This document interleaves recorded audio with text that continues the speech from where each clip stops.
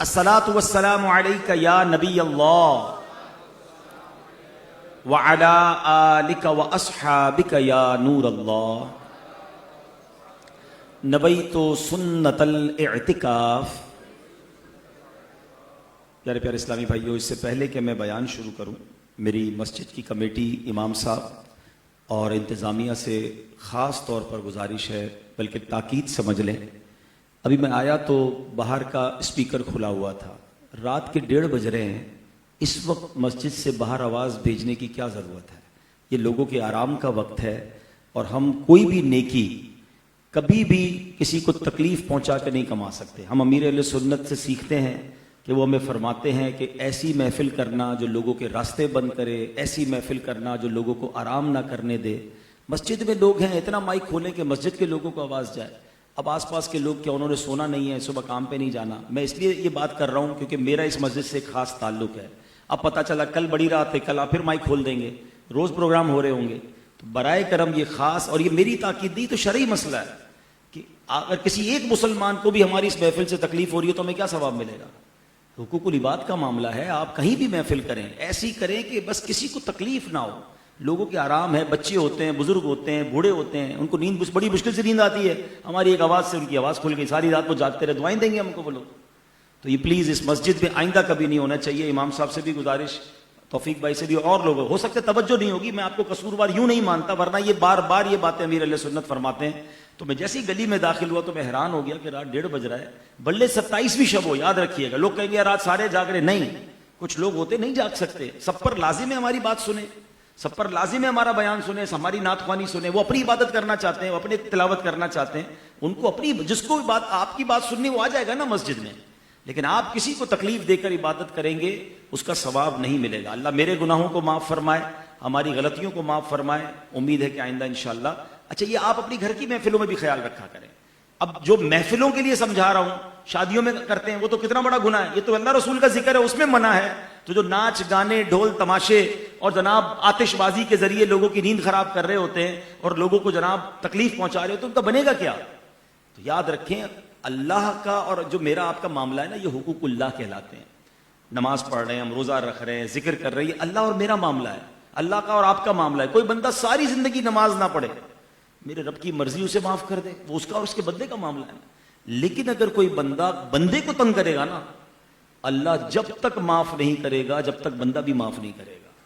تو یہ حقوق العباد، یہ زیادہ سینسٹیو ہے، یہ زیادہ مشکل ہے، اس پہ توجہ زیادہ دینی ہے کہ ہمیں لوگوں کو تکلیف نہیں دینی۔ اللہ مجھے اور آپ کو حقوق العباد کا خیال رکھنے کی توفیق عطا فرمائے، ٹھیک ہے؟ یہ انشاءاللہ امید کرتا ہوں آئندہ سب خیال رکھیں گے انشاءاللہ۔ میری بات بری لگی ہو تو معاف بھی کر دیجیے، میں آپ کا خیر خواہ ہوں، میں چاہتا ہوں رات جاگ کے بیٹھیں، کوشش کر رہے ہیں تو ثواب کما کے جائے نا، گناہ کما کر کیوں جائیں؟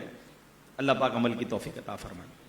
آج انشاءاللہ جس موضوع پر میں نے بات کرنی ہے، آج انشاءاللہ کچھ اللہ کی محبت کی باتیں کرتے ہیں، کچھ اللہ کی توحید پر بات کرتے ہیں، کچھ انشاءاللہ سیکھتے ہیں کہ رب کی رضا پر راضی رہنا کس کو کہتے ہیں۔ ایک بار حضرت حکیم لقمان رحمۃ اللہ تعالی علیہ کہیں سفر پر گئے تو اپنے بیٹے کو سمجھا رہے تھے کہ بیٹا دیکھو، اللہ کی طرف سے جب بھی کوئی اچھی بات ہو جائے، نعمت مل جائے، برکت مل جائے، تب بھی شکر ادا کرنا ہے۔ کوئی آزمائش ہو جائے، بات تو وہ بھی اچھی ہے، اگر آزمائش آئی تو رب کی رضا ہے نا، تو شکوہ نہیں کرنا، اس میں اللہ کی طرف سے کوئی بہتری ہوگی۔ کہتا ہے اس کو ذرا مزید سمجھائیے، اس کا مطلب کیا ہے؟ تو آپ نے کہا چلو ایک علاقے میں اللہ کے نبی رہتے ہیں، ہم چلتے ہیں ان سے جا کے اس بات کو مزید سمجھتے ہیں۔ باپ اور بیٹا روانہ ہوئے، لمبا سفر تھا، سفر کرتے کرتے ریگستان بیچ میں آ گیا، بڑی گرمی، بھوک پیاس، اتنے تھک گئے، جانور بھی تھک گئے، کھانا پینا بھی ختم ہو گیا۔ اب دونوں باپ بیٹے سواری سے نیچے اترے اور پیدل چلنے لگے ریگستان کے اندر، اور دور سے ایک شہر نظر آیا تو سوچا یار یہ شہر ہمارا قریب ہے، یہاں چلتے ہیں، کچھ کھانا پینا بھی مل جائے گا، دھواں بھی اٹھ رہا ہے، گھر بھی ہے، لوگ بھی رہتے ہیں، ہمیں کچھ سکون مل جائے گا۔ مگر دوران سفر ایک اور مصیبت یہ آئی کہ اس بیٹے کے پیر میں ایک نوکیلی ہڈی گھس گئی، آر پار ہو گئی، شدت غم، شدت تکلیف، خون بہ رہا ہے، بہت تکلیف، بیٹا بے ہوش ہو گیا۔ آپ نے اس کی ہڈی نکالی، پیر پہ پٹی باندھی، بیٹے کو تھوڑی دیر بعد ہوش آئے، کہتا بابا جان اتنی تکلیفیں ہو رہی ہیں اس سفر میں، اس میں کیا بہتری ہے؟ آپ تو کہتے ہیں اللہ کی طرف سے مشکل آئے تو بہتری ہے، تو اس میں تو دیکھیں نا، کھانا پینا ختم ہو گیا، ہم تو اللہ کے نبی کے پاس جا رہے تھے, ریگستان میں بھوکے پیاسے, پیر میں ہڈی لگ گئی, زخمی ہو گیا میں. والد صاحب کہتے بیٹا اس میں بھی ہے نا اللہ کے فیصلے پر اطمینان رکھو, کوئی بہتری ہوگی. تھوڑی دیر ہوئی تو ایک فرشتہ آیا, ایک شخص آیا اور کہا تم لقمان ہو؟ کہا جی میں لقمان ہوں. کہا آپ کون ہیں؟ میں اللہ کا فرشتہ ہوں. اللہ نے اس لیے بھیجا ہے کہ مجھے ایک شہر میں عذاب دینے کے لیے بھیجا. میں وہاں گیا تو مجھے پتا چلا آپ اور آپ کا بیٹا وہاں آنے والے ہیں. میں نے اللہ سے دعا کی, یا اللہ کچھ بھی کر ان کو شہر میں آنے سے روک دے, یہ رک جائیں, کیونکہ میں شہر پر عذاب جب اتاروں گا تو یہ باپ بیٹے بھی اس عذاب کا گرفتار ہو جائیں گے. اللہ نے میری دعا قبول کی, آپ کے بیٹے کو تکلیف ہوئی, آپ راستے میں رک گئے, عذاب سے آپ دونوں بچ گئے. کیا سمجھ آیا کہ بعض اوقات کوئی آزمائش, کوئی مشکل, کوئی تکلیف جو ہمیں بری لگ رہی ہے, ہو سکتا ہے ہمارے لیے درجات بلند کرنے آئی ہو سکتا ہے ہمارے بگڑے کام بنانے آئی ہو, مگر ہمیں سمجھ نہیں پڑ رہی ہوتی. یقین اسی کو کہتے ہیں کہ ہر مشکل, ہر پریشانی میں مائنڈ سیٹ یہ ہو کہ اگر یہ اللہ کا فیصلہ ہے تو میں اس پر راضی ہوں. بندگی کیسے کرنی؟ حضرت ابراہیم بن ادھم نے ایک غلام سے سیکھا, اللہ کرے میں اور آپ بھی سیکھ لیں. آپ اس پچھلے زمانے میں غلام خریدے جاتے تھے, تو آپ ایک غلام کو خریدنے گئے, غلام خرید لیا, خرید کے کہتے ہیں تمہارا نام کیا ہے؟ تو غلام کہتا ہے میرا نام وہی ہے جو آپ رکھ دیں گے, میرا اپنا کیا نام ہے, آپ جس نام سے پکارے وہی میرا نام ہے. کہا اچھا کھاتے کیا ہو, کیا پسند ہے؟ کہتا جو آپ کھلائیں گے وہی میرا کھانا ہے. غلام کے نخرے تھوڑی ہوتے ہیں, جو کھلائیں گے وہی میرا کھانا ہے. اچھا یہ بتاؤ کہ تمہاری کوئی خواہش ہے تو بتا دو. میری کوئی خواہش نہیں, جو آپ کی خواہش, جو آپ کی تمنا وہی میری تمنا, آپ جو دیں گے میرے لیے کافی ہے, میری کوئی اپنی خواہش نہیں ہے. حضرت ابراہیم بن ادھم کہتے ہیں کاش میں اپنے رب کے ساتھ میں بھی ایسا ہو جاؤں نا. یہ غلام آقا کے ساتھ ایسا ہے, کبھی میں بھی تو اپنے رب کے ساتھ ایسا ہو جاؤں کہ جو رب دے میں اس میں راضی.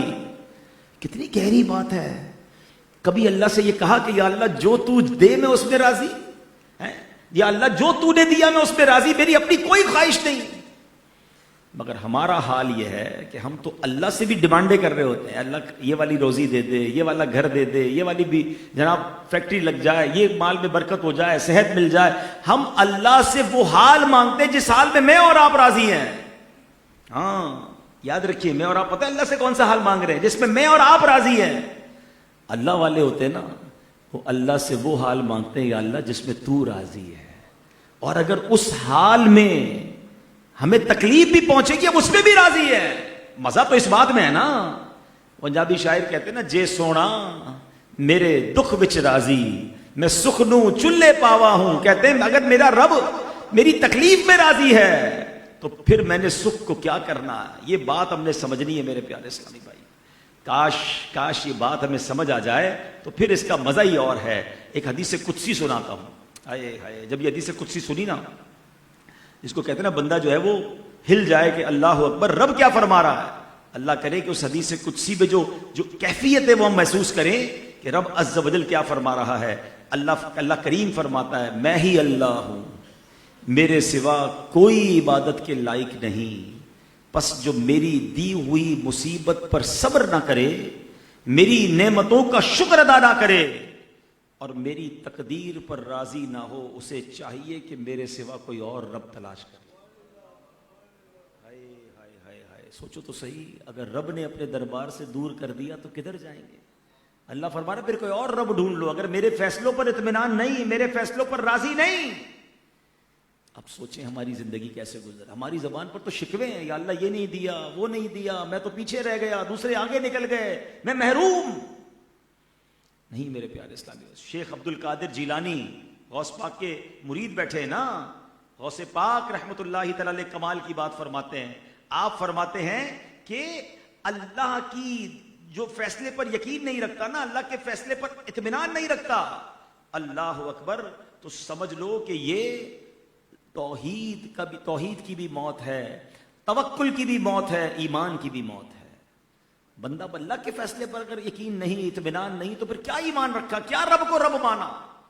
حالانکہ وہ رب کیسا کریم ہے. آج اس کی کچھ باتیں میں آپ سے کرنا چاہتا ہوں. قرآن نے ہمیں کس طرح سمجھایا کہ رب عز و جل کی شان کس طرح بلند و بالا ہے. بدقسمتی یہ ہے کہ آج ایسی باتیں سوشل میڈیا پہ ہو رہی ہیں کہ لوگ اللہ ہے کہ نہیں اس پر بحث کر رہے ہیں، اور چونکہ ہمارے پاس علم نہیں تو جناب سن بھی رہے ہیں، حالانکہ ہماری توحید اللہ پر یقین اتنا مضبوط ہونا چاہیے۔ یاد رکھیے ایمان کا پہلا درجہ یہی ہے جس کے بغیر کوئی مومن نہیں ہو سکتا، کہ اللہ ایک ہے، وحدہ لا شریک ہے، اس کا کوئی شریک نہیں ہے، وہی رب ہے اور وہی رب ہوگا، اس کے علاوہ کوئی مالک اور خالق نہیں۔ یہ ایمان رکھنا ضروری ہے، لیکن اس کے لیے کچھ پڑھنا بھی ہوگا نا، کچھ علم حاصل کرنا ہوگا۔ اللہ قرآن مجید میں کیا ارشاد فرماتا ہے؟ بسم اللہ الرحمن الرحیم، الذی جعل لکم الارض فراشا والسماء بناء وانزل من السماء ماء فاخرج به من الثمرات رزقا لکم فلا تجعلوا للہ اندادا وانتم تعلمون۔ جس نے تمہارے لیے زمین کو بچھونا اور آسمان کو چھت بنایا، اور اس نے آسمان سے پانی اتارا، پھر اس پانی کے ذریعے تمہارے لیے کھانے کے کئی پھل پیدا کیے، تو تم جان بوجھ کر اللہ کے شریک نہ بناؤ۔ کیا خوبصورت آیت ہے، اللہ نے اپنے کیسی نعمتوں کو گنوایا ہے۔ اے لوگوں غور کرو، ایک اللہ پاک سچا خدا، حقیقی خدا وہی ہے جس نے تمہیں پیدا کیا، تمہارے باپ داداؤں کو بھی پیدا کیا۔ صرف اتنا ہی نہیں، کرم بالائے کرم کیا فرمایا، احسان در احسان یہ فرمایا کہ تمہارے جینے کے لیے قسم قسم کی نعمتیں عطا فرمائیں۔ وہی خدا ہے جس نے زمین کو بچھونا بنایا، آسمان کو تمہارے لیے چھت بنا دیا، اسی نے بارش برسائی، اسی نے زمین سے پھل پھول پودے سبزیاں اگائیں۔ یہ سب کس کے لیے؟ اس نے یہ سب کچھ تمہارے لیے بنایا تاکہ تم زمین میں چلو پھرو، رہائش اختیار کرو، پھل پودوں اور سبزی سے توانائی حاصل کرو۔ غرض یہ کہ رب کائنات نے تمہیں ایک قطرے سے بنایا، انسان بھی بنایا، مگر تمہیں زندگی بخشی، اور پھر زندہ رہنے کے لیے تمام اسباب بھی مہیا کیے۔ ہے کوئی رب کے علاوہ جو یہ سب کر سکے؟ ہیں جن کو یہ مشرکین اپنا رب مانتے ہیں، کوئی ایک ایسا ہے جو ایسا کر سکے؟ بالکل نہیں۔ وہی سچا خدا قدرتوں والا رب ہے، لہذا کسی کو اس کا شریک مت ٹھہراؤ اور صرف اسی ایک خدا پاک کی عبادت کرو۔ اب ذرا ان آیتوں میں رب عز و جل نے جو نعمتیں بیان کی نا، ذرا اس کی صنعت کو، اس کی قدرت کو سمجھیے گا۔ اللہ اکبر۔ میرے پیارے اسلامی بھائیوں، بالکل آسان انداز میں توحید کا مسئلہ قرآن نے ہمیں سمجھایا۔ ہم نے اللہ پاک کو اگر پہچاننا ہے نا تو کوئی مشکل نہیں ہے، خود ہی اپنے وجود پر غور کر لیں، خدا کی پہچان مل جائے گی۔ اپنے ارد گرد کی کائنات پر غور کر لیں، خدا پاک کی پہچان ہو جائے گی۔ ارے اپنی باڈی پر کبھی غور کریں نا تو ہمارا ایک ایک دانت، ابھی پچھلے دنوں میں ڈینٹسٹ کے پاس گیا تھا، ڈینٹسٹ کہتا ہے کہ ایک دانت کے اندر جتنی رگیں ہیں اور وہ اتنی باریک رگیں ہیں، ہم جب روٹ کینال کرواتے ہیں تو ان رگوں کو اپنے دانت سے الگ کرتے ہیں تاکہ درد نہ ہو، مگر ڈاکٹر کہتا ہے کہ مجھے ایکس رے کر کے اس نے زوم کر کے دکھایا کہ ایک دانت کے اندر کتنی اللہ کی قدرت کی چیزیں ہیں، کہ ایک نس ایسی ہے جو خون لاتی ہے، ایک نس ایسی ہے جو انرجی لاتی ہے، طاقت لاتی ہے، اس میں ایک نس ایسی ہے جو سینسٹیوٹی کو پیدا کرتی ہے۔ کہتا ہے اسی دانت میں اللہ نے ٹیمپریچر کنٹرول انوائرمنٹ رکھا ہے، ٹھنڈ کو بھی برداشت کر لیتے ہیں، گرم کھانے کو بھی برداشت کر لیتے ہیں، ہر دانت کا سسٹم الگ ہے۔ کہتا ہے ایک دانت کو ایک سائنٹسٹ نے جانا، جب دیکھا تو کلمہ پڑھ کر مسلمان ہو گیا۔ کہ دنیا کی ساری ٹیکنالوجی ملا کر ہم دانت کا نیم البدل نہیں بنا سکتے، ہر دانت میں الگ جان ہے، 32 دانت میں ہر بندے کے الگ جان ہے۔ سوچے کروڑوں اربوں لوگوں کو رب نے نوازا ہے، یہ تو صرف دانت کی بات کی ہے۔ اگر یہ ناک کی بات کریں نا، یہ ناک میں جو بال ہے نا، یہ بال پتہ ہے کیا کام کرتے ہیں؟ یہ فلٹر کا کام کرتے ہیں۔ دنیا بھر کی ہوائیں ہمارے قریب آتی ہیں، مگر ناک کے اندر سبحان اللہ یہ ایک ایسا فلٹر ہے کہ صاف ہوا کو جانے دیتا ہے، کوئی کچرا ناک میں نہیں جا سکتا۔ اور پھر یہ کیسے سسٹم ہے کہ ناک میں جاتے وقت تو ہوا جا رہی ہے، کاربن ڈائی آکسائڈ الگ ہو جاتا ہے، آکسیجن الگ ہو جاتا ہے، آکسیجن ہم انہیل کر لیتے ہیں، کاربن ڈائی آکسائڈ باہر نکال دیتے ہیں۔ کبھی آپ نے آکسیجن بنانے والی مشین کووڈ کے زمانے میں دیکھی ہوگی، ہزاروں روپے کی، اور بڑے پلانٹ تو کروڑوں روپے کے ملتے ہیں کہ جناب وہ ہوا کو سک کرتے ہیں، آکسیجن اندر سے اس میں سے بنا کر کاربن ڈائی آکسائڈ باہر کرتے ہیں، مگر یہ پلانٹ کہاں فٹ ہے؟ میں بات کر رہا ہوں، آپ بیان سن رہے ہیں، نہ جانے اتنی دیر میں کتنی سانسیں لے لی ہیں، ہوا اندر بھی گئی باہر بھی نکلی، کاربن ڈائی آکسائڈ باہر بھی آ گیا، یعنی ہر سانس میرے لیے کتنی بڑی نعمت ہے۔ میرا اوپر سے نیچے تک ہر وجود کا ہر حصہ یہ کمال ہے رب کی قدرت کا، وہ شاکار ہے۔ میرے پاس وقت نہیں، ورنہ میں باڈی کے ایک ایک پارٹ پر اگر بات کروں تو عقل حیران ہو جاتی ہے۔ کبھی زندگی میں کوشش کیجئے کچھ نقشے بنائیں. بچپن میں ڈائیگرام بناتے تھے نا, اسکوائر, سرکل, ٹرائنگل. آپ 7, 8, 10, 12 کے علاوہ پھر کچھ نہیں بنا سکیں گے. میں آپ کو کہوں کسی چیز کی شکل بنائیں, ویسے تو شکل نہیں بنانی چاہیے, چلیں کسی انسان کی نہ بنائیں, بے جان چیز کی شکل بنا لیں کہ یہ مائک ہے, مائک کی صورتیں بنائیں. کتنی صورتوں کے مائک آپ بنا سکتے ہیں؟ تو آپ شاید 5, 7, 10, 15, 20 کے بعد تھک جائیں گے کہ اس سے زیادہ ماڈل کیا بنیں گے. میں آپ کو کہوں بلڈنگ کا ماڈل بنائیں, بڑے بڑے آرکیٹیکٹ ہیں نا, 25, 50, 100, 200, 1000, تھک جائیں گے. باقی پھر اس کے بعد سملر بلڈنگز نظر آئیں گی, ایک جیسی عمارت نظر آئے گی. تھوڑا بہت تو فرق کر سکیں گے, 50, 500, 1000 کے بعد ڈیزائن ختم ہو جائیں گے. اللہ اکبر. ایک شخص مولا علی کی بارگاہ میں آیا, کہتا ہے میں یہ جو شطرنج ہے نا, اس کی چال کو دیکھ کر حیران ہوں کہ اتنا چھوٹا سا خانہ ہے, 52 شاید اس کے باکسز ہیں, اور ہزاروں چالیں اس میں بندے بنا سکتے ہیں. مولا علی فرماتے ہیں میں تو ایک بالشت کے چہرے پر حیران ہوں کہ بالشت کا چہرہ ہے, رب نے اربوں انسان بنائے ہیں, سب کا چہرہ الگ ہے, ایک بندہ دوسرے سے نہیں ملتا ہے. اللہ اکبر. یہ شان دیکھے میرے مالک کی. 800 کروڑ لوگ دنیا میں ہیں, کروڑوں دنیا سے چلے گئے, کروڑوں آئیں گے, ایک ہی ماں باپ سے بچے پیدا ہوتے ہیں, سب کی شکلیں الگ ہیں. اللہ اکبر. صرف شکلیں الگ نہیں ہیں, آگے چلو, ان سب لوگوں کی آنکھیں الگ ہیں, ان سب لوگوں کی انگلیاں الگ ہیں, ان کے فنگر پرنٹس الگ ہیں, ان کی آواز الگ ہے.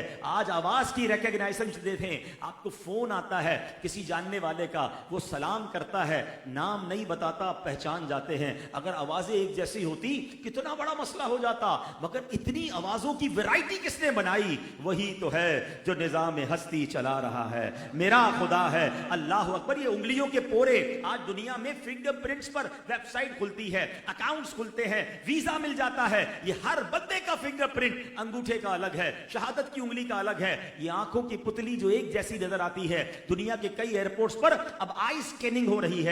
ہر آنکھ الگ اللہ نے بنائی, ہر بندے کی آنکھ الگ بنائی. ارے کس کس نظام قدرت کی بات کی جائے. اب ذرا رب نے اس آیت میں زمین کے بارے میں بات کی, آسمان کے بارے میں بات کی, آؤ ذرا اس پر بات کرتے ہیں. کیسی رب کی قدرت ہے. دیکھیں زمین اللہ نے گارے کی طرح نرم نہیں بنائی, اللہ نے کیسی خوبصورت زمین بنائی ہے, نہ زیادہ سخت ہے نہ زیادہ نرم ہے. اگر گارے کی طرح نرم ہوتی تو ہم ٹھہر نہ پاتے, پہاڑوں کی طرح یا لوہے کی طرح سخت ہوتی تو ہم بھی یہاں پھر کیسے رہتے. اللہ نے زمین کو بہت گرم نہیں بنایا, اتنی گرم ہوتی تو ہم جھلس کر مر جاتے, اتنی ٹھنڈی ہوتی کہ ٹھنڈ سے مر جاتے. اللہ اکبر. زمین کو بچھونے کی طرح بنایا. اگر یہ زمین دیواروں کی طرح ہوتی, اگر یہ میدان نہ ہوتا, ہر پوری زمین ہی دیواروں کی طرح ہوتی, ہم کیسے بستے. اللہ نے پوری زمین کو بچھونا بنایا. امام غزالی فرماتے ہیں کہ اللہ پاک نے زمین کو شمال کی طرف سے اونچا, جنوب کی طرف سے نیچے بنایا ہے. اس میں کیا حکمت ہے, یہ ڈھلان کیوں ہے؟ تاکہ دنیا میں جب بھی بارشیں ہوں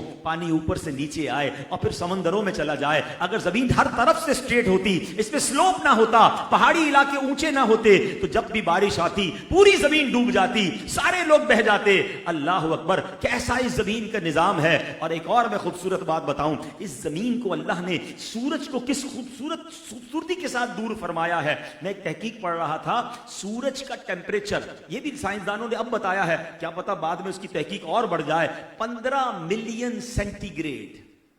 ٹھیک ہے, 50 ڈگری سینٹی گریڈ میں ہماری بس ہو جاتی ہے, 50 پڑ جائے, اور 100 ڈگری میں آگ کا temperature normally boiling hot water یہ 100 ڈگری ہوتا ہے.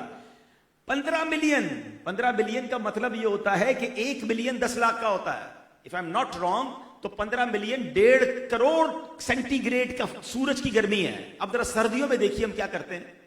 آپ نے دیکھا ہوگا کبھی کبھی لکڑیاں جلا کے دوست یار بیٹھتے ہیں نا, تو ہم اس سے ایک ڈسٹنس کے ساتھ بیٹھتے ہیں. تھوڑا سا آگے جائیں تو ہاتھ جلنے لگتے ہیں, تھوڑا اور پیچھے جائیں تو گرمی نہیں ملتی. ایسا ہی ہے نا, ایک تناسب کے ساتھ جب آپ ہیٹر کے سامنے, آگ کے سامنے بیٹھتے ہیں تو یو آر انجوائنگ, آپ کو مزہ آ رہا ہوتا ہے. تھوڑا آگے جائیں تو جل جائیں گے, تھوڑا پیچھے جائیں تو گرمی نہیں ملے گی.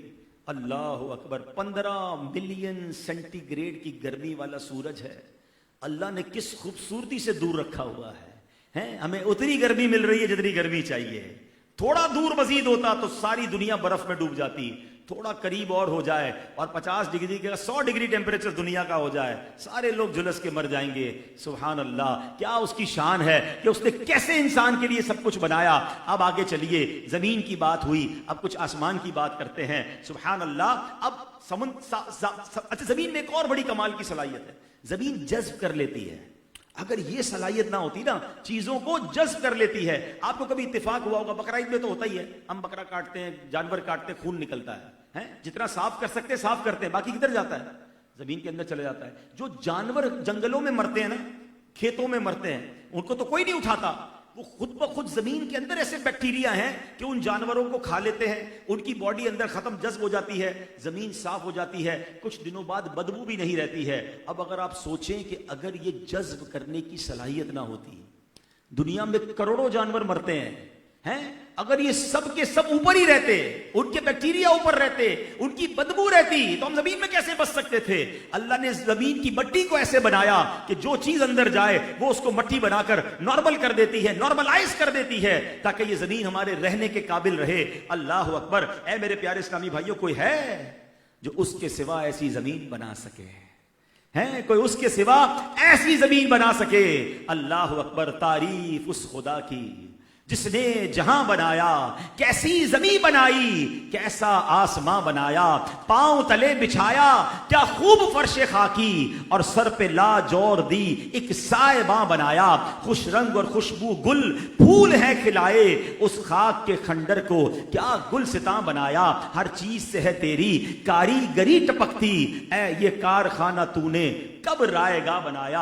اے میرے پیارے اسلامی بھائیوں, اب اللہ نے اس آیت میں پانی, آسمان سے پانی برسنے کا ذکر کیا. روز پانی پی رہے ہیں اور افطار کے بعد تو دبا کے پی رہے ہیں, مگر اب جب پانی پینا نا, تو ذرا اس پانی کا, کوئی بوٹل پانی کی ایک گلاس ہو مجھے دیجیے گا, میں سمجھاتا ہوں آپ کو. یہ پانی جو ہے نا, کتنا پانی ریکوائرڈ ہے اس دنیا کو پتا ہے؟ انسان کتنے ہیں؟ 800 کروڑ, 8 ارب انسانوں کو روز پانی چاہیے. ٹھیک ہے. اچھا, ایک تحقیق کے مطابق دنیا میں ملٹی پلائی بائی 10 جانور ہوتے ہیں. 8 ارب اگر انسان ہے نا, تو 80 ارب اس دنیا میں جانور ہیں, سب کو پانی چاہیے. ٹھیک ہے. ملٹی پلائی بائی 10 یعنی 800 ارب پرندے ہوں گے, ان کو بھی پانی چاہیے. اور پودے کتنے ہیں, ان کو بھی پانی چاہیے. آپ requirement of the water daily basis دنیا میں کتنی ہے؟ ان امیجنیبل. اگر یہ پانی تھوڑا ہوتا, سب کو روز نہ ملتا, تو روز کتنی لاشیں اٹھتی ہیں, بچے مر جاتے, لوگ مر جاتے, جانور مر جاتے. سب کو پانی روز مل رہا ہے, اور کمال دیکھیں یہ پانی بے قیمت مل رہا ہے. اگر یہ قیمت سے ملتا ہوتا تو بھی لوگ پیاسے مر جاتے. کتنا انتظام ہے پانی کا. مگر آپ کو پتہ ہے پانی کا انتظام ہوا کیسے؟ اب اللہ کا قدرت کا کارخانہ سمجھو, یہ انتظام قدرت سمجھیے گا. پہلے ایک بات سمجھ لیں, دنیا میں جب بھی ہمیں پانی ملتا ہے نا, یہ ایکچولی دنیا میں پانی آنے کا ایک ہی راستہ ہے, اور وہ ہے بارش. وہ کیا ہے؟ آپ کہیں گے نہیں یار, نہروں سے آتا ہے, دریاؤں سے آتا ہے, بورنگ سے آتا ہے. ابھی سمجھاتا ہوں آپ کو. دیر از اونلی ون وے, ایک ہی جگہ ہے جہاں سے پانی آتا ہے. وہ کہاں سے آتا ہے؟ آسمانوں سے. قرآن میں ابھی رب نے ذکر کیا, ہم نے آسمانوں سے پانی اتارا. باقی جگہ سے پانی کیسے مل رہا ہے آپ سمجھیے بات کو. آسمان سے پانی آتا ہے, وہی زمین جو جذب کرنے والی ہے نا, وہ اس کو پی لیتی ہے. پہاڑ جو ہیں وہ برف بنا, فریج کے طور پہ اس کو برف بنا لیتے ہیں. آتا بارش سے ہی ہے. یہ پورا ایک سسٹم ہے. پہلے شروع سے سسٹم کو سمجھتے ہیں. بارش کیسے برستی ہے؟ بارش برستی ہے سمندر سے. 67% دنیا پانی ہے, لیکن وہ پینے کے قابل نہیں ہے. ٹھیک ہے. عرب ملکوں میں بھی ہم سن بھی رہے ہیں جنگ کے دوران کے بڑے بڑے ڈیسٹیلیشن پلانٹ لگائے گئے. اربوں ڈالر کے وہ پلانٹ ہیں کہ جس کے ذریعے سے سمندر کا کھارا پانی پینے کے قابل بنایا جا رہا ہے. مگر یہ پوری دنیا کے لیے اللہ نے سسٹم کہاں لگایا کہ سمندر سے بخارات اٹھتے ہیں, ایوپریٹ ہوتے ہیں, کروڑوں اربوں گیلن روزانہ آسمان میں جا رہا ہے. کوئی پائپ لائن نظر نہیں آ رہی ہے, مگر روز جا رہا ہے. اچھا, یہ پانی اوپر جا کر کسی فلٹر میں, جو بڑے بڑے یہاں اربوں ڈالر کے پلانٹ لگے ہیں, اللہ نے اوپر لگایا ہے, جو نظر نہیں آ رہا ہے, مگر کیسا صاف اس پانی کو کر رہا ہے. کبھی بارش کے پانی سے آپ کو نمکیات نہیں ملے گی, کھاری بارش کبھی نہیں ہوتی.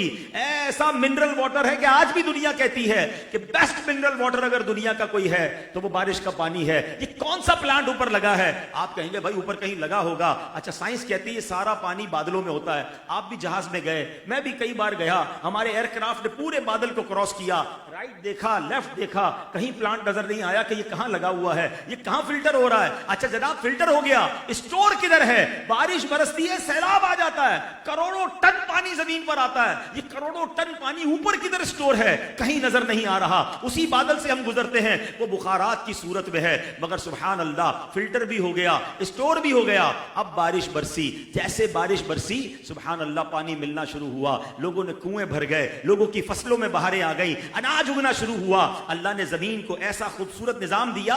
ہم انڈر واٹر ٹینک بناتے ہیں نا, مسجد میں بھی ہو سکتا ہے بنا ہوا ہو کہ اسٹور کر لو پانی. اللہ نے اس پوری زمین کو انڈر واٹر ٹینک بنایا ہے. خود ہی خود جتنا ہمیں چاہیے پانی پی لیا, باقی سارا پانی زمین کے اندر چلا گیا. اچھا جناب چلا گیا. آپ کمال دیکھو, زمین میں تو گندگی بھی ہے, زمین میں تو مٹی بھی ہے, مگر جب بورنگ کر کے نکالتے ہیں پھر صاف پانی نکل آتا ہے. اچھا اب فریج میں اسٹور رکھتے ہیں نا پانی, برف. اللہ نے اس دنیا میں بہت بڑے فریج بنائے ہیں. وہ کہاں ہیں؟ وہ ہمالیاز ہیں, وہ K2 ہے, وہ گلیشیئر ہیں. بارش ادھر بھی برستی ہے, وہ بارش برف بن جاتی ہے, وہ ہمارے لیے سٹور ہو جاتی ہے. سردیوں میں سٹور ہو جاتی ہے, گرمیوں میں پانی زیادہ چاہیے ہوتا ہے, پھر وہ برف پگھلتی ہے, پھر وہ آبشار میں آتی ہے, پھر وہ نہروں میں آتی ہے, پھر وہ ساری دنیا میں جاتی ہے, اور سب کو وہ پانی ملتا ہے جو بارش کے ذریعے برسایا گیا تھا. اللہ اکبر. اب جناب غور کیجئے, جو میں پانی پی رہا ہوں, جو میں جب چاہے پی لیتا ہوں, یہ اللہ نے کیسا انتظام میرے لیے بنایا ہے کہ بخارات اوپر گئے, فلٹر ہوا, برسی. اچھا ایک سوال اور ہے, ہو سکتا ہے کہ جناب پانی وہاں برسے کہ جہاں پر بارش سمندر ہو. بھائی ہم کراچی والے ہیں نا, بادل میں پانی گیا, برسا, کراچی والوں کو مل گیا, لاہور والوں کو کیسے ملتا؟ بادل تو ادھر ہی سمندر سے اوپر اٹھتے اور ادھر ہی برس جاتے. اللہ نے ٹرانسپورٹیشن کا نظام بنایا, جدھر سمندر نہیں ہے ادھر ہوا بادل کو لے کے جاتی ہے, وہ بادل وہاں بھی پہنچتے ہیں جہاں سمندر نہیں ہے اور وہاں برساتے ہیں تاکہ ان کو بھی پانی ملے. اللہ اکبر. کیا یہ سارا نظام قدرت دیکھ کر پانی پیتے وقت زبان سے ادا نہیں ہونا چاہیے؟ فَبِأَيِّ آلَاءِ رَبِّكُمَا تُكَذِّبَانِ. کیسا مالک ہے جس نے کیا اپنی قدرت کا شاہکار بنایا ہے. ارے ہر گلاس پر رب کا شکر ادا کرنا چاہیے, ہر گھونٹ پر اللہ کا شکر ادا کرنا چاہیے. اور بتاؤ نا کون ہے جو ایسا نظام بنا سکتا ہے؟ کون ہے جس کی قدرت میں یہ سب کچھ ہے؟ یہی رب نے فرمایا وَأَنزَلَ مِنَ السَّمَاءِ مَاءً, اور اس نے آسمان سے پانی اتارا. کیا خوبصورت حمد کا شعر ہے نا. خلقت جب پانی کو ترسے, رم جھم برکھا برسے, ہر ایک پر رحمت کی نظر ہے. یا اللہ یا اللہ. امام اچھا اب جو وہ لوگ جو ہے نا جو اعتراض کرتے ہیں کہ ایگزسٹنگ آف گاڈ, اللہ ہے کہ نہیں, معاذ اللہ, اگر یہ سب کچھ دیکھیں تو کون ہے جس کی قدرت سے یہ سب کچھ چل رہا ہے؟ یہ دنیا ویسے ہی ساری بن گئی, یہ ویسے ہی چل رہی ہے, یہ کیسے ممکن ہے؟ ایک بار امام شافعی کے پاس کچھ غیر مسلم آئے, کہتے ہیں کہ بتائیے خدا کے وجود کی کیا دلیل ہے. آج کل بحثیں ہو رہی ہیں نا کہ خدا کے وجود کی کیا دلیل ہے.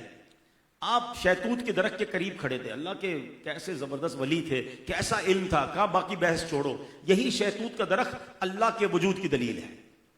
وہ حیران ہو گئے, کہتے شہتوت کے درخت سے کیسے ثابت کریں گے؟ فرماتے ہیں دیکھو اس شہتوت کا پتا اگر ہرن کھائے, آپ کو پتا نا ہرن کی باڈی میں مشک بنتا ہے, نافا جس کو کہتے ہیں, اگر اس شہتوت کے درخت کا پتا ہرن کھائے تو مشک بن جاتا ہے. اسی پتے کو اگر بکری کھائے تو وہ پتا اس کی باڈی میں جب طاقت آتی ہے دودھ بنا دیتا ہے. اسی پتے کو اگر کیڑا کھا لے تو وہ ریشم کا کیڑا ہو تو ریشم بنا دیتا ہے. اور سبحان اللہ, تو فرمایا مجھے بتاؤ کہ کون ہے جو ایک ہی پتے کو اتنی شکلیں دے رہا ہے, حالانکہ پتا ایک ہے, اس پتے کی تاثیر ایک ہے, مٹیریل ایک ہے. جانور بدلتے جا رہے ہیں, پروڈکشن بدلتی چلی جا رہی ہے. پتا کھا کر کوئی جانور دودھ دے رہا ہے, ایک کیڑا ریشم دے رہا ہے, ایک کیڑا مشک بنا رہا ہے. فرمایا کوئی ہے جو اس تمام چیز کو ایک ہی پتے سے بنا رہا ہے. غیر مسلم کہتے ہیں واقعی میں مان گیا کہ وہ رب تعالیٰ کی ذات ہے, کلمہ پڑھ کر مسلمان ہو گیا. کوئی تو ہے, بلکہ وہی تو ہے جو نظام ہستی چلا رہا ہے. میرا خدا ہے, دکھائی بھی نہ دے اور نظر بھی جو آ رہا ہے. میرا خدا ہے, سفید اس کا, سیاہ اس کا, نفس نفس ہے گواہ اس کا, جو شعلہ جاں کو جلا رہا ہے, بجھا رہا ہے. وہی خدا ہے. اے میرے پیارے اسلامی بھائیوں, امام اعظم کے پاس آگے کچھ لوگ, کیونکہ امام اعظم کمال کے مناظر تھے, وہ دہریوں کو یوں اڑا کے رکھ دیتے تھے, اللہ کے وجود پر زبردست دلیلیں دیتے تھے. ایک بار ان سے بس نہیں ہوا کہ ایک بندے کو ہی مار دو, آپ کو شہید کرنے کے لیے تلواریں لے کر آ گئے, اور کہا بس اب آج آپ کو نہیں چھوڑیں گے. کہا چلو میرے ایک سوال کا جواب دے دو, پھر جو کرنا ہو کر لینا. تم اللہ کو نہیں مانتے نا؟ بولا اللہ نہیں ہے. معاذ اللہ کہتے ہیں اللہ اس دنیا میں نہیں ہے, اس دنیا کا کوئی خالق نہیں. تو آپ نے فرمایا میں اس وقت ایک بڑی سوچ میں ہوں, پہلے میرا یہ مسئلہ حل کر دو, پھر تمہیں جو مجھ پر اٹیک کرنا ہو کر دینا.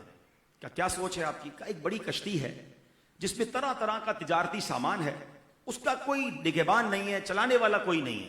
وہ کشتی چلتی ہے، سفر کرتی ہے، سمندر کی طوفانی موجوں کو چیرتی ہوئی گزرتی ہے، کسی رکنے کی جگہ پر رک جاتی ہے اور چلنے کی جگہ پر چلتی ہے. یعنی جہاں سامان اتارنا ہوتا ہے خود ہی رک جاتی ہے، پھر جہاں سامان اٹھانا ہوتا ہے خود اٹھا کے چل پڑتی ہے. دہریہ جو ہوتا ہے وہ کہتا ہے کیا عجیب عجیب باتیں کر رہے ہیں، دماغ ٹھیک نہیں ہے آپ کا، ایسے کیسے کشتی ہوگی، چلانے والا بھی کوئی نہیں، بنانے والا بھی، اس کو سنبھالنے والا بھی کوئی نہیں، خود ہی رک رہی ہے، خود ہی چل رہی ہے، منزل پر پہنچ رہی ہے، یہ کیسے ہو سکتا ہے؟ امام اعظم نے کہا یہی تو سمجھانے کی کوشش کر رہا ہوں. ایک کشتی بغیر چلانے والے کے بغیر نہیں چلتی ہے ہیں، اور تم کہتے ہو ساری دنیا، آسمان، سورج، چاند، ستارے اپنی رفتار سے چل رہے ہیں، اپنے مدار میں چل رہے ہیں، پابندی کے ساتھ موسم بدلتے ہیں، پابندی سے رات آ رہی ہے، پابندی سے سورج نکل رہا ہے، صبح ہو رہی ہے. تو اتنی بڑی کائنات بغیر خالق و مالک کے کیسے چل سکتی ہے؟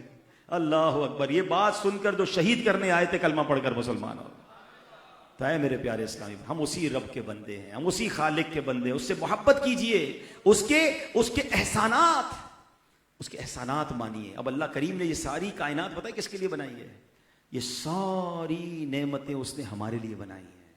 ہاں، اس پر کتنا بڑا شکر ہونا چاہیے. یہ آسمان کس لیے بنایا؟ ہمارے لیے. یہ زمین ہمارے لیے، اشرف المخلوقات ہمیں بنایا نا. یہ جانور، یہ پودے، یہ پھل، اللہ نے خود قرآن میں فرمایا کہ تمہارے لیے بنایا سب. پھر مجھے اور آپ کو کس لیے بنایا؟ What is the reason? یہ سمجھنا ہے. وما خلقت الجن والانس الا لیعبدون. اللہ فرماتا ہے اور میں نے جن اور آدمی اس لیے بنائے کہ میری عبادت کریں. اللہ اکبر. ساری کائنات ہمارے لیے بنائی اور ہمیں بنایا اپنی عبادت کے لیے. جانور پیدا کیے تیری وفا کے واسطے، چاند سورج اور ستاروں کو ضیاء کے واسطے، کھیتیاں سرسبز کی تیری غذا کے واسطے. سب جہاں تیرے لیے ہے اور تو خدا کے واسطے. یہی بات ہم نہیں سمجھ پا رہے. اللہ نے اتنا بڑا انتظام میرے اور آپ کے لیے کیا اور ہمیں بنایا اپنی عبادت کے لیے. ہم لگ گئے کسی اور کام میں. نہیں میرے پیارے اسلامی بھائی، یہ پیغام آج لے کر جائیں. ماہ رمضان یہ بڑی نعمت ہے ہمارے لیے، اور یہ آخری اشرا تھوڑے دنوں میں چلا جائے گا، مگر یہ پیغام لے کر جائیں. جس رب نے ساری دنیا میرے لیے بنا دی ہے، ساری نعمتیں میرے لیے بنائی ہیں، ہم اپنے مقصد کو پورا کر رہے ہیں کہ نہیں؟ ہیں مشہور صوفی بزرگ ہیں مولانا جلال الدین رومی رحمۃ اللہ تعالی، فرماتے ہیں اگر بادشاہ تمہیں کسی خاص کام کے لیے بھیجے اور تم راستے میں اور سارے کام کرو، اور بادشاہ نے جو خاص کام دیا وہ نہ کرو، راستے میں جا رہے ہیں، کھیل رہے ہیں، کود رہے ہیں، کھا رہے ہیں، پی رہے ہیں، بادشاہ نے جو کام دیا وہ کرے ہی نہ، تو بتاؤ بادشاہ خوش ہوگا یا نہیں ہوگا؟ ہرگز نہیں ہوگا نا. بادشاہ کو چھوڑے، ہم اپنی بات کریں، ہم اپنے ملازم کو بھیجیں، بیٹا جاؤ ذرا فلاں جگہ سے کھانا لے کر آؤ. وہ گیا، آیا ہی نہیں، ہم بھوکے بیٹھے ہیں، اور بعد میں کیا وہ بولے میں راستے میں کرکٹ ہو رہا تھا میں کرکٹ کھیلنے لگ گیا. آپ کیا کہیں گے؟ نوکری پہ میں نے رکھا، تنخواہ میں دے رہا ہوں، بھوکا میں بیٹھا ہوں، کھانا میرے لینے گیا تھا اور کسی اور کام میں لگ گیا. آپ اور میں اپنے ملازم کو کوئی کام دے وہ کام نہ کرے اور کسی اور کام میں لگ جائے، برا لگتا ہے. بلا تفصیل سمجھانے کے لیے اللہ نے مجھے آپ کو دنیا میں اپنی عبادت کے لیے بھیجا ہے. ہم کس کام میں لگے ہوئے ہیں؟ گھومنے پھرنے، ہنسی مذاق، بعض اوقات حرام کاموں میں. خدا را غور کریں. رمضان میں تو عبادت ہو رہی ہے، مگر رمضان کے بعد ابھی سے دل غمزدہ ہونے لگ گیا ہے کہ یار یہ سارے یہ رونق، آج 22ویں شب ہے، تاک رات نہیں، پھر بھی آپ اللہ کے گھر میں بیٹھے ہیں، کتنی اچھی بات ہے. رات 2 بج رہے ہیں، مگر کیا یہی اجتماع میں رمضان کے بعد کر سکتا ہوں؟ کون آئے گا؟ کیوں ایسا ہوتا ہے کہ ہم رمضان کے بعد اللہ رسول کی باتوں سے دور ہو جاتے ہیں، نمازیں مسجدیں خالی ہو جاتی ہیں. اب یہ کل پرسوں جمعہ ہے نا، آپ ایک بات نوٹ کیجئے گا. میں تو پچھلے جمعے سے نوٹ کر کے افسردہ ہی ہو رہا ہوں. عجیب سی کیفیت بن گئی تھی میری کہ جمعے میں مسجد ہاؤس فل ہے. ایسا ہی ہے، رمضان میں عام جمعوں سے زیادہ پبلک ہے، تو روڈوں پہ پبلک آ گئی ہے. اچھا چلو بات تو اچھی لگ رہی ہے کہ یار پبلک زیادہ ہے، مگر ایک عجیب سا احساس ہوا کہ یار اس کا مطلب یہ ہوا کہ پاکستان میں بہت بڑی تعداد میں وہ لوگ بھی ہیں جو رمضان کے بعد جمعہ بھی نہیں پڑھتے. جبھی تو یہ آ گئے، کہاں سے نکل گئے؟ جمعۃ الوداع میں اور پبلک ہوگی، اچھی باتیں ہوگی، مگر باقی جمعوں میں کیوں نہیں ہے؟ اس کا مطلب جمعہ ہی نہیں پڑھتے. نماز تو چھوڑو، جمعہ بھی نہیں پڑھ رہے لوگ. یہ کیسی اللہ کی بندگی ہے یار؟ اللہ نے بھیجا عبادت کے لیے، ہم لگ گئے اپنی دنیاوی کاموں میں، اپنی برائیوں کے اندر، غلط کاموں کے اندر. کیا جواب دیں گے اللہ کو قیامت کے دن؟ اس رب سے محبت کرنی ہے. ابھی آپ نے غلام کا کیا خوبصورت جملہ سنا کہ میں غلام، آپ آقا، میرا کیا نام ہے؟ جو آپ نے نام دیا وہ میرا نام، جو آپ کا فیصلہ وہ مجھے قبول. اور اللہ نے بنایا اپنی عبادت کے لیے. تو اے میرے پیارے اسلامی بھائی، پلیز آج کے اس اجتماع کا پیغام لے کر جائیں. ہم اللہ نے جب مجھے بنایا اپنی عبادت کے لیے نا، تو میں اب انشاءاللہ اس کی عبادت میں زندگی گزاروں گا. اب رمضان کے بعد بھی ہماری نماز قضا نہیں ہوگی، رمضان کے بعد بھی ہم انشاءاللہ گناہوں کی طرف نہیں، اس کی عبادت میں مشغول رہیں گے. اور اگر یہ اپنانا ہے نا تو اس کے لیے بیسٹ طریقہ یہ ہے کہ ہم اچھی کمپنی، اچھے دوست تلاش کر لیں. رمضان میں ایک اور اچھا کام کر لیں، نیکیاں تو کر رہے ہیں مگر اسی رمضان میں کچھ دوست بھی بنا لیں جو عبادت گزار ہوں، جو 5 ٹائم کے نمازی ہوں، جو ماشاءاللہ حلال کمانے والے ہوں، جو عشق رسول والے ہوں، جو خوف خدا والے ہوں. ورنہ اگر وہی دوست رکھے نا تو چاند رات ہوتے ہی فلموں کی ٹکٹیں آ گئی ہوں گی، چاند رات ہوتے ہی گناہوں کا پلان بننا شروع ہو جائے گا. ہم پھر نماز پڑھنے آئیں گے تو مذاق اڑائیں گے ہمارا، کیا ہو گیا بھائی رمضان چلی گئی پھر جانا ہے نماز پڑھنے. کیا کرنا ہے میں نے ان دوستوں کا جو مجھے اللہ سے دور کرے.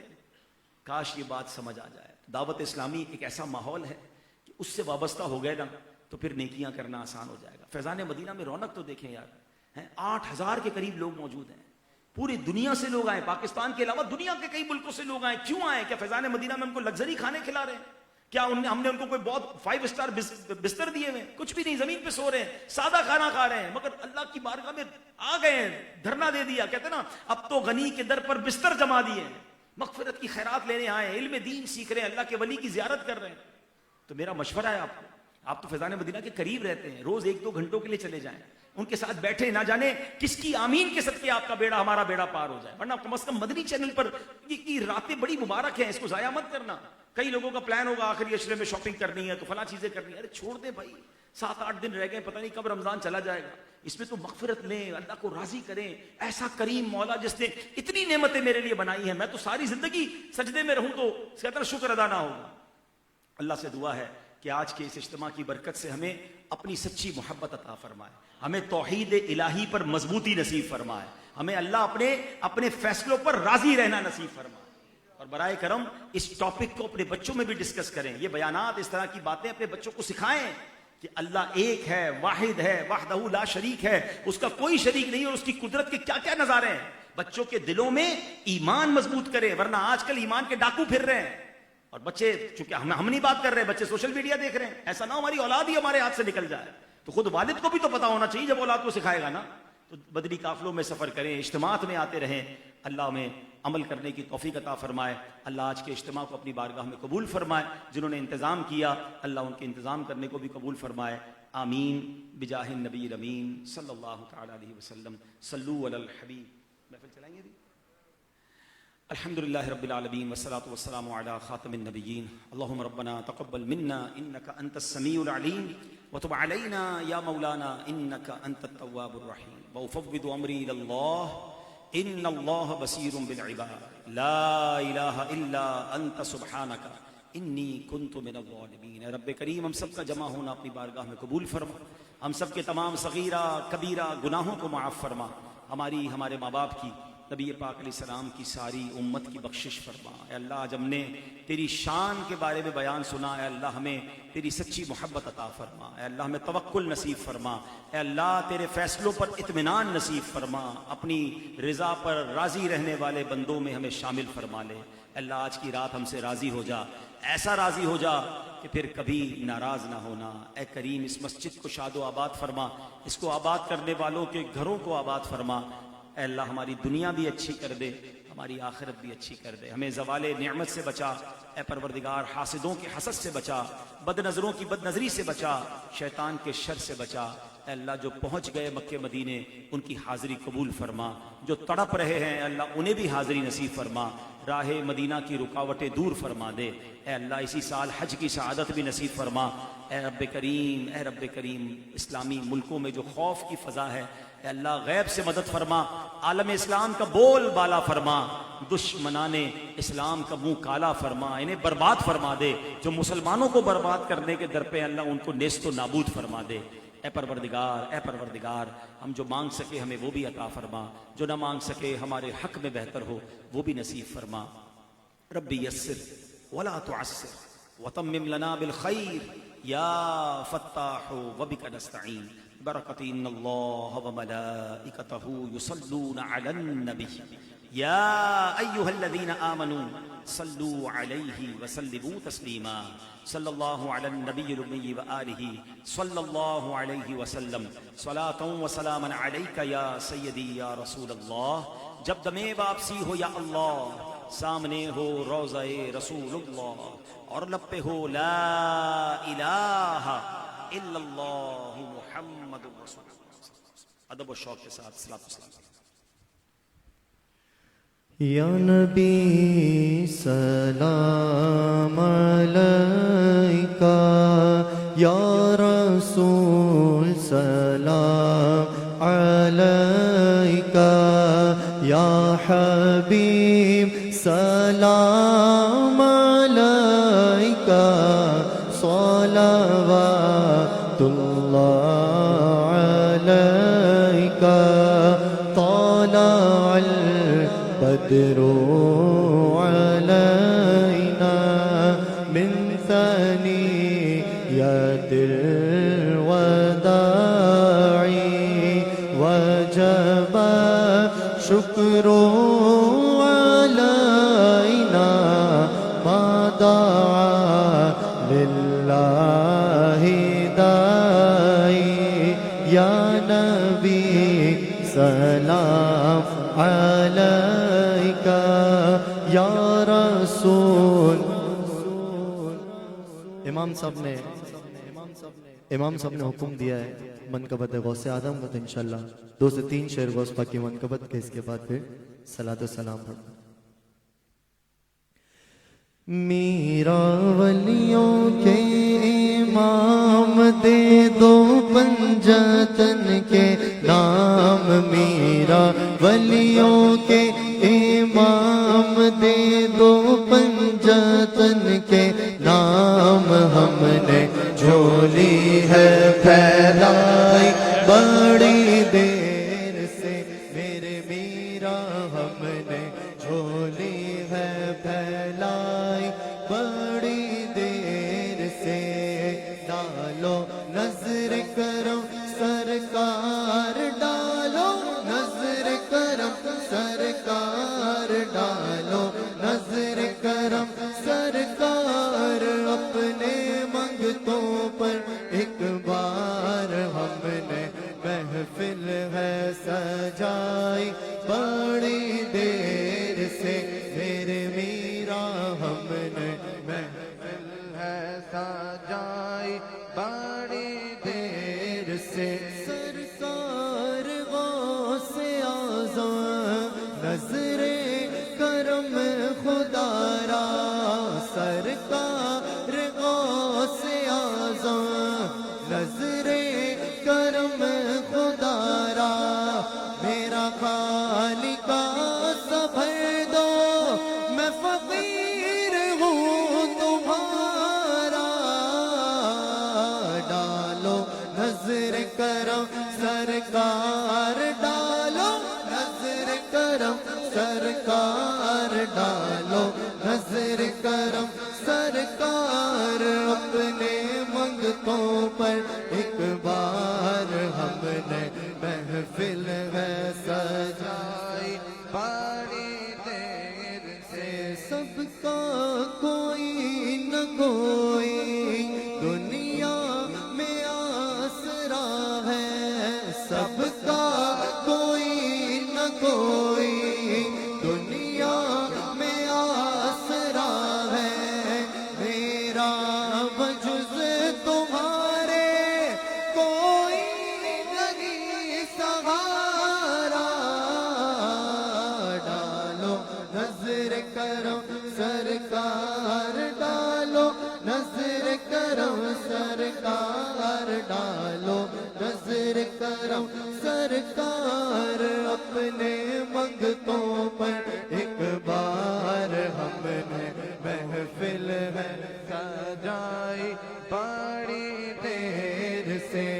پسند ہے کہ مشکل کو مشکل نہ پایا، پسند ہے کہ مشکل کو مشکل نہ پایا. کہا ہم نے جس وقت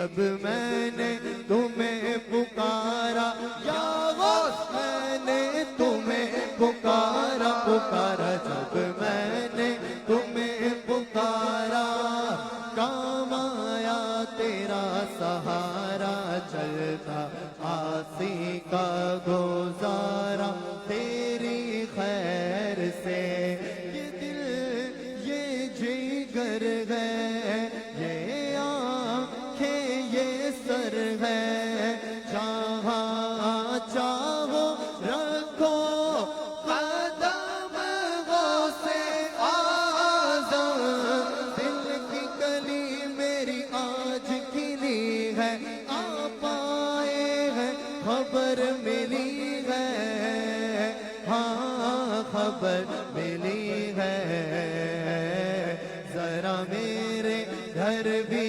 آؤ ذرا میرے گھر بھی غوث اعظم آؤ ذرا میرے گھر بھی آؤ ذرا میرے گھر بھی آؤ ذرا میرے گھر بھی آؤ للہ کرم فرماؤ ہم نے محفل ہے سجائی بڑی دیر سے میرے میرا ہم نے محفل ہے سجائی بڑی دیر سے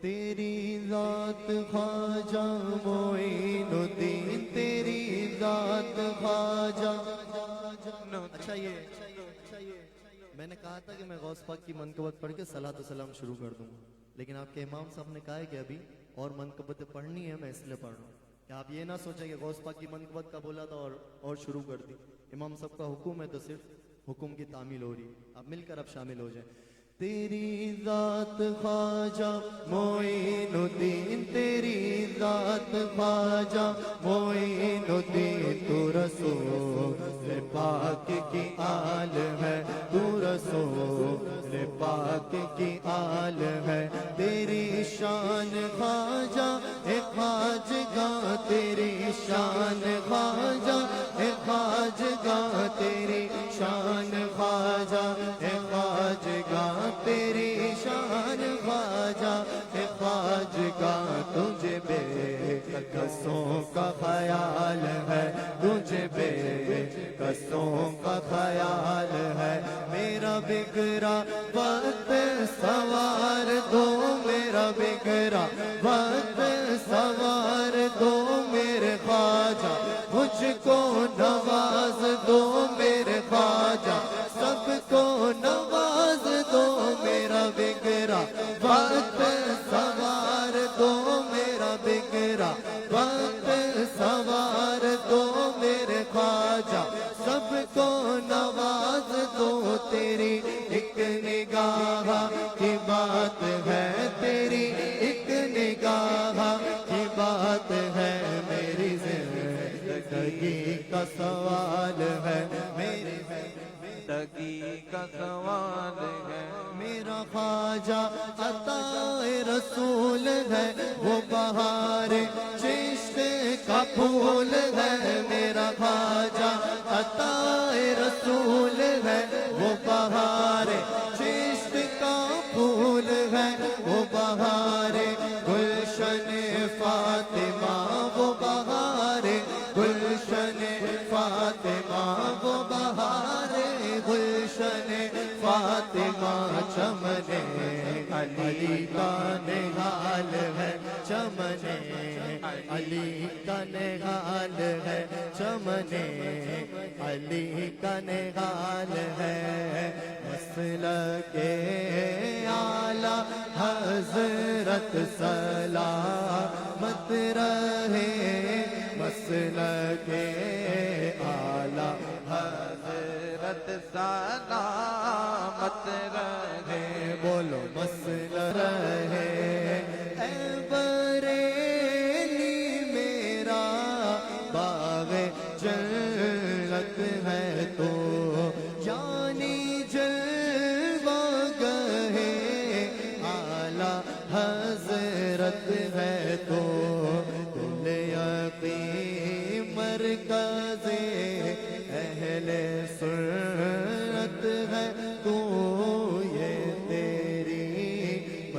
वज़ीयत सलामत रहे, बोलो मसलके आला हज़रत सलामत रहे, मसलके आला हज़रत सलामत रहे। अच्छा, जब मैं पहले आया था नात पढ़ने तो हमारे अनस भाई ने एक मनकबत का मुझे कहा था। उस वक्त अब्दुल हबीब भाई आ गए थे, फिर उसके बाद जो है वो सलातो सलाम हो गया। तो अभी जब मनकबतें पढ़ ही रहे, मतलब भाई की फरमाइश भी पूरी कर लूँ, कब से बेचारे ने मुझे कहा था देव शेर इनकी मनकबत के जो इन्होंने कही।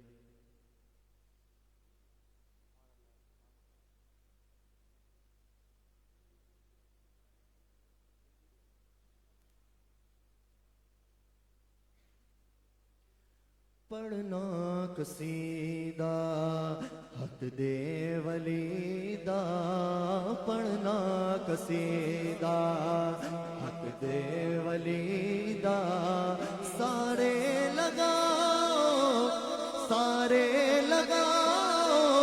ओ नारा अलीदा, पढ़ना कसीदा अली मौला अली मौला अली मौला अली मौला अली मौला अली मौला अली मौला अली मौला, ज़बां के साथ दिल बोला अली मौला अली मौला अली मौला अली मौला अली मौला अली मौला।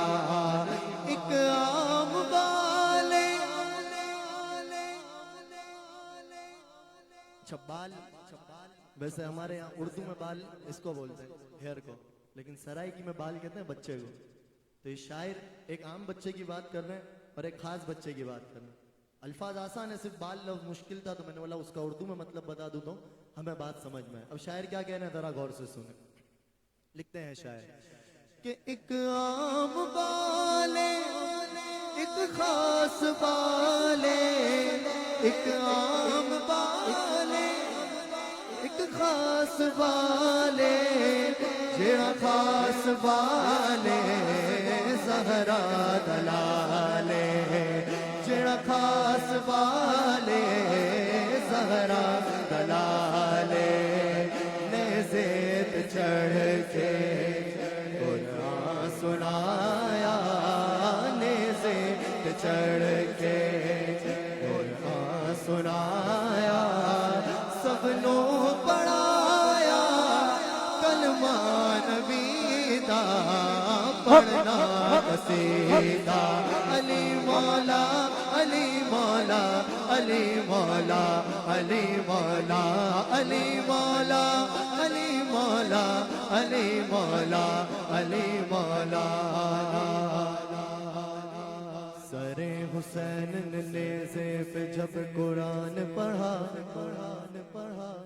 सरे हुसैन ने पे जब कुरान पढ़ा, तो यजीद सोच में गुम था कि फिर कटा क्या है नेज़ेत चढ़ के कुरान सुनाया, सबनो पढ़ाया कलमा नबी दा, पढ़ना कसीदा अली मौला अली मौला अली मौला अली मौला अली मौला अली मौला अली मौला अली मौला। अल्हम्दुलिल्लाह अल्हम्दुलिल्लाह, एक ऐसी हस्ती कि जिन्होंने मुर्शिद है अत्तार मेरे, मुर्शिद है अत्तार मेरे, मुर्शिद है अत्तार मेरे, मुर्शिद है अत्तार, इंशाअल्लाह इनके सदके होगा बेड़ा पार मेरे, मुर्शिद है अत्तार मेरे, मुर्शिद है अत्तार मेरे, मुर्शिद है अत्तार मेरे, मुर्शिद है अत्तार। सारे बोलो शुक्रिया अत्तार का, शुक्रिया अत्तार का, शुक्रिया अत्तार का, शुक्रिया अत्तार का।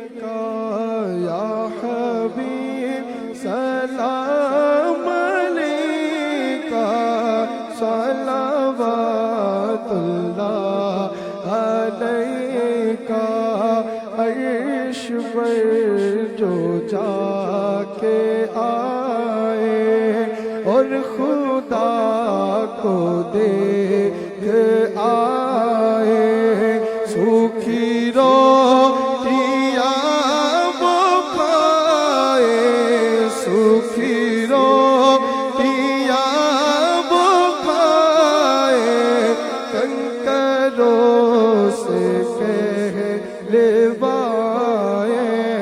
یا نبی سلام علیکہ، یا رسول سلام علیکہ، صلوات اللہ علیکہ، کا جان کر کافی سہارا لے لیا ہے در تمہارا، لے لیا ہے در تمہارا، خلق کے وارث خدا را، خلق کے وارث خدا را، لو سلام اب ہمارا، یا نبی سلام علیکہ، یا حبیب سلام علیکہ، یا رسول سلام علیکہ، صلوات اللہ علیکہ، صلوات اللہ